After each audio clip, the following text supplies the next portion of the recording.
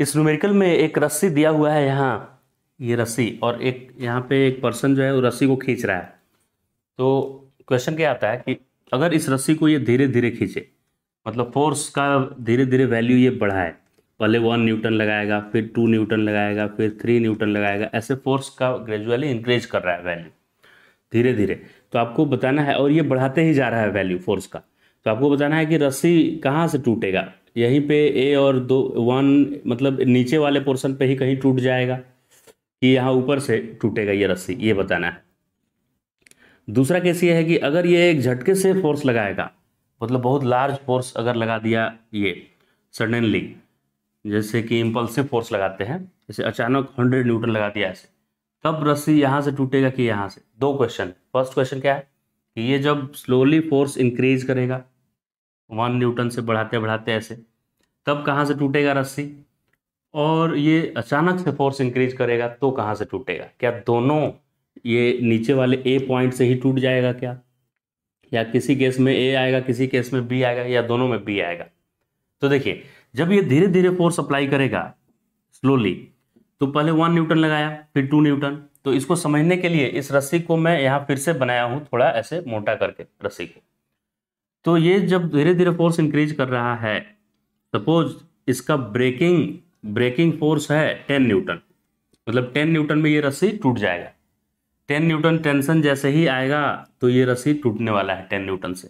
तो ये 1 न्यूटन लगाएगा, 1 न्यूटन, और इसका खुद का कुछ मास होगा, तो वो खुद का मास मान लेते हैं ये 1 kg कुछ हुआ। इसका जो फोर्स लगाया वो तो है ही, और इसका खुद का 1 kg ज़्यादा हो जाएगा, तो इसको और मैं कम ले लेता हूँ, इसका खुद का मान लेते हैं 0.2 kg लेता हूँ मास इस रस्सी का।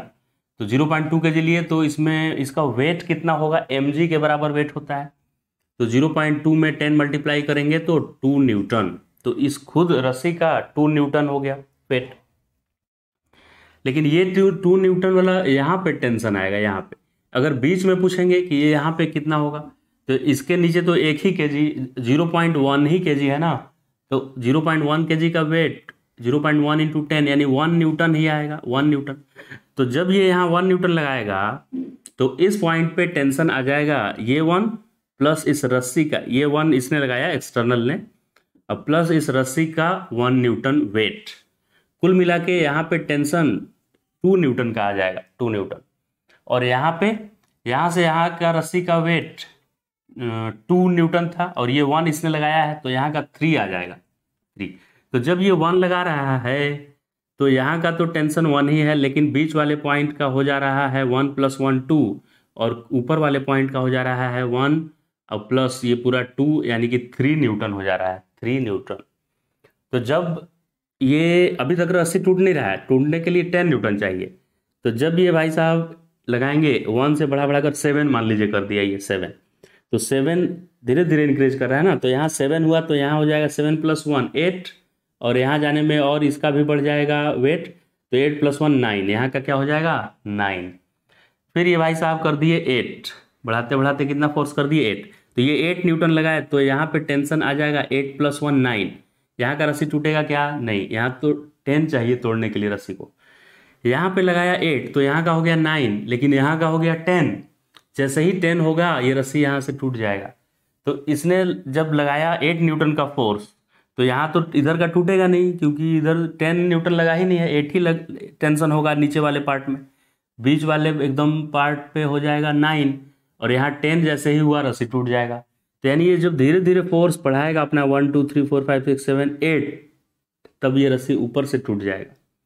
लेकिन ये अचानक झटके से फोर्स लगाए और वो फोर्स 10 अगर हो गया, वो झटके से भी अगर 8 ही लगाएगा और इसका स्ट्रेंथ इसका 10 है, तो ये ब्रेक नहीं होगा। लेकिन मुझे पूछा है कि ब्रेक होना ही है, उतना झटका से फोर्स लगाया है जिससे कि ये ब्रेक हो ही जा रहा है। तो मान लेते हैं इसने 10 लगा दिया सडन, जैसे ही 10 लगाएगा क्या यहीं से रस्सी टूट जाएगा, क्योंकि 2 मॉलिक्यूल के बीच सेपरेशन हो जाएगा, इसका इतना ही सस्टेन ही कर सकता है ये, तो ऊपर फिर कहानी जाएगा ही नहीं। जब यही रस्सी टूट गया तो ऊपर फिर क्या जाएगा, ऊपर ये इसका फोर्स जा ही नहीं पाएगा।